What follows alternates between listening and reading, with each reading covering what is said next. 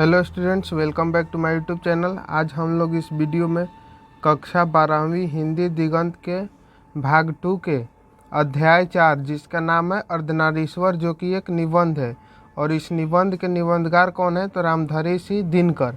तो आज हम अध्याय 4 अर्धनारीश्वर का ऑल ऑब्जेक्टिव क्वेश्चन के बारे में पढ़ेंगे, यानी कि जितने भी ऑब्जेक्टिव क्वेश्चन है इस अध्याय से सारे ऑब्जेक्टिव क्वेश्चन को हम लोग इस वीडियो में कवर करेंगे। तो आपसे रिक्वेस्ट है कि आप वीडियो को पूरा देखिएगा शुरू से लेकर अंत तक, जिससे कि आपको इस अध्याय में किसी प्रकार का ऑब्जेक्टिव क्वेश्चन में आपको कोई दिक्कत नहीं हो। तो चलिए आइए शुरू करते हैं। फर्स्ट क्वेश्चन है हमारे पास, दिनकर जी की निम्न में से कौन सी पुरस्कार दिया गया था? तो यानी कि दिनकर जी को निम्न में से कौन सा पुरस्कार मिला था? तो उनको पद्म भूषण मिला था। पद्म भूषण मिला था ऑप्शन नंबर बी। जल्दी कर लेंगे हम लोग, ज़्यादा टाइम नहीं लगेगा, इसीलिए शुरू से अंत तक जरूर देखिएगा। अगला सवाल है, अर्धनारीश्वर पाठ के लेखक कौन है या अर्धनारीश्वर किसकी रचना है? तो हम अभी बताए हैं कि अर्धनारीश्वर रामधारी सिंह दिनकर जी की रचना है, ऑप्शन नंबर बी, और यह एक निबंध है। आगे है, रामधारी सिंह दिनकर की रचना कौन सी है? इन चारों में से कौन सी है? तो अर्धनारीश्वर जो है वो रामधारी सिंह दिनकर की है, ऑप्शन नंबर डी। और ये आप तीनों का आप कमेंट करके जरूर बताइएगा। उसने कहा था कौन लिखा था, जूठन किसने लिखा था और तिरिच किसने लिखा था। अगला सवाल है, दिनकर जी का जन्म बिहार के किस जिले में हुआ था? तो दिनकर जी का जन्म बिहार के बेगूसराय जिले में हुआ था, ऑप्शन नंबर बी। अगला सवाल है, अर्धनारीश्वर में किस गुण का समन्वय है? तो अर्धनारीश्वर में कैसा गुण का समन्वय है? तो नारी और पुरुष दोनों का, नारी और पुरुष दोनों का, ऑप्शन नंबर सी, इसीलिए अर्धनारीश्वर नाम है। अगला है, दिनकर जी की पहली काव्य पुस्तक कौन सी है? तो उनकी पहली काव्य पुस्तक जो थी वो कौन थी? तो प्रणभंग। प्रणभंग उनकी पहली काव्य पुस्तक थी, option number D. Next question है, दिनकर जी की पहली कविता किस पत्रिका में प्रकाशित हुई थी? तो उनकी पहली पत्रिका छात्र सहोदर में प्रकाशित हुई थी, ऑप्शन नंबर ए, छात्र सहोदर। नेक्स्ट क्वेश्चन है, दिनकर जी की पहली कविता कब प्रकाशित हुई? तो 1925 में उनकी पहली कविता प्रकाशित हुई थी। कब हुई थी? 1925 में। हम एक बार और करा दिए हैं, दूसरा बार करा रहे हैं, इसीलिए जल्दी आप देखते चलिएगा। अगर नहीं पढ़े हैं तो आप पढ़ सकते हैं बुक को। दिनकर जी के अनुसार है, यदि पति विचार है तो पत्नी क्या है? तो पत्नी क्या है? भावना है, ऑप्शन नंबर सी। पति विचार है तो पत्नी भावना है। नेक्स्ट क्वेश्चन है, बुद्ध और महावीर ने नारियों को कौन सा अधिकार दिया है? तो बुद्ध और महावीर ने नारियों को कौन सा अधिकार दिया है? तो भिक्षुण होने का अधिकार दिया, ऑप्शन नंबर ए। नेक्स्ट क्वेश्चन है, पुरुष जब नारी का गुण लेता है तब वह देवता बन जाता है, किंतु नारी जब नर गुण सीखती है तब वह राक्षस हो जाती है। किसका कथन था? तो ये जो कथन था वो प्रेमचंद का था, ऑप्शन नंबर सी। ये बात कौन बोले थे? तो दिनकर जी नहीं बोले थे, ये बात प्रेमचंद बोले थे, option number C. Next question है, अर्धनारीश्वर का किस विद्या से संबंध है? तो उनका संबंध किससे है? तो उनका संबंध निबंध से, ऑप्शन नंबर ए।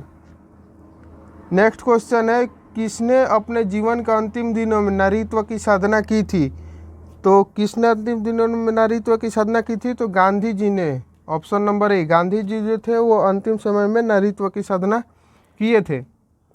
अगला सवाल है हमारा, अर्धनारीश्वर शंकर और पार्वती का किस प्रकार का रूप है? तो वो कैसा रूप है? तो वो कल्पित रूप है, ऑप्शन नंबर बी। अगला सवाल है, प्रेमचंद के अनुसार नारी जब पुरुष के गुण सीखती है तब वह क्या हो जाती है? तो वो क्या हो जाती है? वो राक्षसी हो जाती है। ये मत किसका था? तो ये मत प्रेमचंद का था। अगला सवाल है हमारा, निम्नलिखित में कौन सी रचना दिनकर जी की नहीं है? तो इनमें से कौन सी रचना दिनकर जी की नहीं है? तो जूठन। जूठन जो है ऑप्शन नंबर सी, ये दिनकर जी की नहीं है। इसको कौन लिखे हैं? तो ओम प्रकाश वाल्मीकि ने लिखा है इसको। अगला सवाल है हमारा, निम्नलिखित में कौन सी रचना दिनकर जी की है? तो इनमें से कौन सी रचना दिनकर जी की है? तो परशुराम की प्रतीक्षा जो है वो दिनकर जी की है, ऑप्शन नंबर बी, परशुराम की प्रतीक्षा। अगला सवाल है हमारा, दिनकर जी को किस कृति पर भारतीय ज्ञानपीठ पुरस्कार प्राप्त हुआ अथवा ज्ञानपीठ पुरस्कार सम्मानित रचना कौन सी है? तो उनको उर्वशी पर मिला था ज्ञानपीठ। हम पिछले वीडियो में क्वेश्चन बैंक कराए थे तो उसमें ये क्वेश्चन पूछा गया था, इसीलिए आप क्वेश्चन बैंक वाला वीडियो जरूर देखिएगा। हम लास्ट में इसका लिंक वीडियो पर ही डाल देंगे, जब वीडियो ख़त्म होने वाला होगा उसी समय यहाँ पर आएगा, आप टाइप करके देख लीजिएगा। अगला हमारा सवाल है, युद्ध और शांति की समस्या पर लिखी गई काव्य कृति है। तो कौन सी काव्य कृति है? तो कुरुक्षेत्र। कुरुक्षेत्र है जो वो ऑप्शन नंबर बी, युद्ध और शांति पर लिखी गई क्या है? तो काव्य कृति है। अगला सवाल है, अर्धनारीश्वर कल्पित रूप है। तो अभी बताएं शिव और पार्वती का कल्पित रूप क्या है? Ardhanarishwar. Option number A. Gandhari थी, तो गंधारी कौन थी? तो दुर्योधन की माँ थी। ऑप्शन नंबर ए। अगला सवाल है हमारा, प्रेमचंद थे। तो प्रेमचंद क्या थे? तो प्रेमचंद कथाकार थे। ऑप्शन नंबर बी, प्रेमचंद कथाकार थे।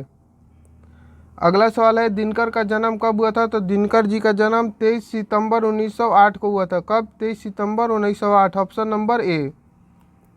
हमारा अगला सवाल है, दिनकर किस युग के कवि थे? तो दिनकर छायावादी युग के कवि थे। ऑप्शन नंबर बी, दिनकर छायावादी युग के कवि थे। हमारा सेकेंड लास्ट क्वेश्चन है, संस्कृत के 4 अध्याय किसकी कृति है? तो ये किसकी कृति है? तो रामधारी सिंह दिनकर का कृति है। Option number D. हमारा लास्ट क्वेश्चन है, कौन सी कृति रामधारी सिंह दिनकर की लिखी हुई है? तो जो शुद्ध कविता की खोज है वो रामधारी सिंह दिनकर का लिखा हुआ है। हम लोग 5 से 6 मिनट में सारे ऑब्जेक्टिव क्वेश्चन, 26 ही ऑब्जेक्टिव क्वेश्चन था इसमें, तो हम सारे कर लिए हैं इतना जल्दी, इसीलिए एक एक हम ऑप्शन सारे नहीं पढ़े हैं। तो आप नेक्स्ट वीडियो यहाँ पर 2 लिंक आएगा, आप उन दोनों वीडियो को ज़रूर देख लीजिएगा अगर आप वो नहीं देखे होंगे तो, जिससे आपको बोर्ड एग्जाम में काफ़ी हेल्प होगा। अगर आप चैनल पर नए ही होंगे, क्योंकि ये नया चैनल है, 23 सब्सक्राइब है, तो आप प्लीज़ चैनल को सपोर्ट करके चैनल को सब्सक्राइब कीजिए। मिल जाए नेक्स्ट वीडियो में, तब तक के लिए जय हिंद।